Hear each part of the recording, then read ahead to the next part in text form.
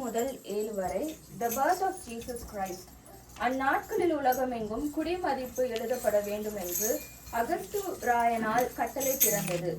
சீரியா நாட்டிலே சிரேனியு என்பவன் தேசாதிபதியாயிருந்த போது அந்த முதலாம் குடிமதிப்பு உண்டாயிற்று. அந்தப்படி குடிமதிப்பு எழுதப்படும்படிக்கு எல்லாரும் தங்கள் தங்கள் ஊர்களுக்கு போனார்கள். அப்பொழுது யோசேப்பும் தான் தாவீதின் வம்சத்தானும் குடும்பத்தானுமாய் இருந்தபடியினாலே தனக்கு மனைவியாக நியமிக்கப்பட்டு கற்பவதியான மரியாளுடனே குடிமதிப்பு எழுதப்படும்படி கலிலேயா நாட்டிலுள்ள நாசரேத் ஊரிலிருந்து யூதேயா நாட்டிலுள்ள பெத்லகேம் என்னும் தாவீதின் ஊருக்கு போனான். அவ்விடத்திலே அவர்கள் இருக்கையில் அவளுக்கு பிரசவ காலம் நேரிட்டது.